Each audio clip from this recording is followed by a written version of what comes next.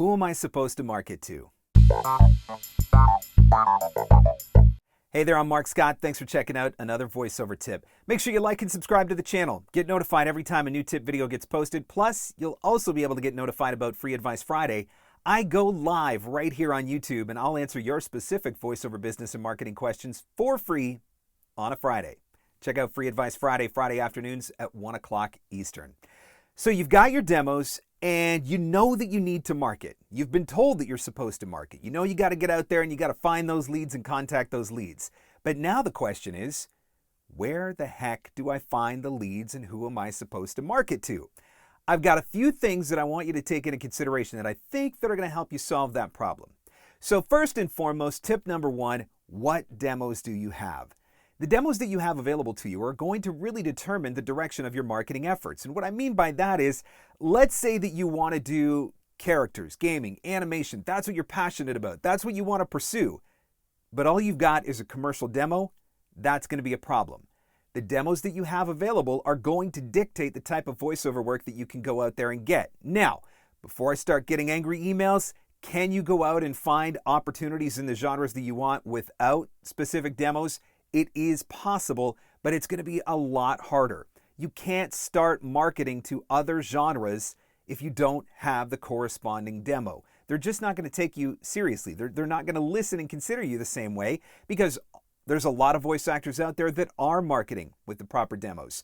You can still find those audition opportunities on online casting. You might even be able to find them on social media, and that's certainly an option for you. But by and large, if you're going to do your own direct marketing, you're going to go out there and you're going to make connections with people through email or through social media, through in-person networking. You are basically limited to the demos that you have available. Got a commercial demo? You can market to commercial leads. Got an e-learning demo? You can market to e-learning leads. Got that animation demo? You can market to animation leads. So you understand what demo you have or what demos you have ultimately decide who you're going to market to and where you're going to find those leads. The second question you've got to ask is, okay, I know what demos I've got, but where do I find those people? So the question you're asking is, who produces the content? That's basically what it comes down to. If you have a commercial demo and you want to start marketing to leads with that commercial demo, then you need to be looking for the companies that are creating commercial content. And that could be advertising agencies, it could be production companies. So you have to figure out who is creating the content that corresponds with the genres that I'm able to market to. Consider e-learning. If you have an e-learning demo and you want to start marketing to e-learning, you have to ask yourself, who is creating the e-learning content? Is it production companies that are creating e-learning? Is it instructional designers and e-learning developers that are working either independently or within certain companies and they're the ones that are responsible? So you have to figure out who is producing that content. Maybe you want to start getting into doing character work and you know you're not ready to go to Disney yet, for example, but could you start contacting game developers through an app store? That is to say, open up the app store on your iPhone, start scrolling through all of the game developers and start figuring out who's responsible for production and maybe for hiring the voice actors. And that's something that you can determine with some strategic searches on Google or LinkedIn. So, question number two, who produces the content that corresponds with the demos that you have? Once you determine that, it's going to be a whole lot easier to start finding those people, which brings us to number three, Google is your friend. When it comes time to get out there and start doing the searches, it's just a matter of putting together the right search string. Let me give you another example. Let's say that you've got a corporate narration demo and you know that you want to start pursuing corporate narration work and you feel like there's an abundance of that out there. Well, you would be correct, because if you go into Google right now and do a search for corporate video production, you're going to get approximately 884 million leads, which should keep you busy basically for the rest of your voiceover career.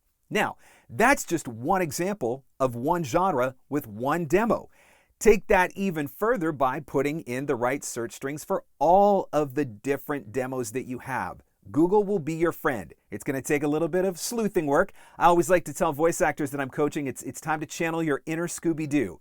Start to figure out what the right search strings are that are going to bring you to the people that are producing the content. So that's number three. Number four, not only is Google your friend, but social media is your friend. Data mine social media.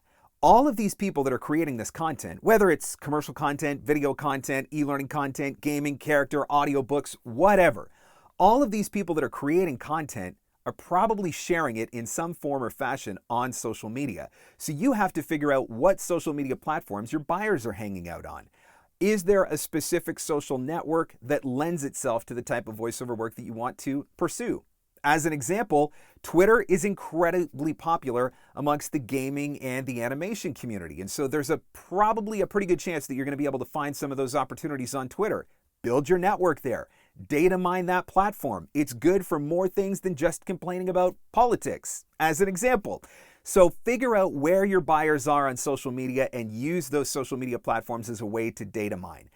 Get on LinkedIn. LinkedIn is probably going to be one of your best friends, or it should become one of your best friends when it comes to trying to find these people that are creating the content. Remember, the end goal here is to find the people that are creating the content for the demos that you have to market with. And you can do that both through strategic Google searches and through getting yourself on all of the various and assorted social media platforms. So that's number 4 on the list. And finally, number 5 is just asking yourself the question, who needs a voiceover?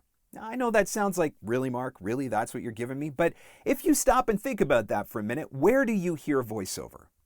Where in your day do you hear voiceover being used? Well, you hear it on the TV in commercials. You hear it on radio in commercials. You hear it on TV and radio in imaging and promo. You hear it if you're listening to audiobooks. You hear it on podcasts and people who are doing intros for podcasts. If you've ever called a company during the day and got put on hold, you've probably heard a voiceover in an on-hold system. If you're an employee, maybe you've had to sit through employee or sales training of some form or fashion, and you've heard voiceover in that sales training. So if you legitimately ask yourself, who needs a voiceover, and then give yourself the permission to just freely brainstorm that out, by the time you're done, you might be surprised with the length of list that you come up with. Once you have a list of all of these people who use voiceover, who could benefit from voiceover, who need voiceover, then we go back to number 3 and 4, which is strategic Google searches and data mining social media to find those people who are creating the content. Number 2, which goes back to number 1 with the demos that you have. So there you go. Put that strategy into work and you are going to be able to go out and start finding more voiceover leads right away. Still got questions? Still need some help? I do offer a course called 101 Ways to Find Voiceover Leads, and that's exactly what it is. Actually, it's about 120, I think. I kind of went overboard on it, but you get the idea. All that course is going to do is give you over 100 different ideas and places where you can look for voiceover work. And that is available at markscottcoaching.com. That's markscottcoaching.com for 101 ways to find voiceover leads.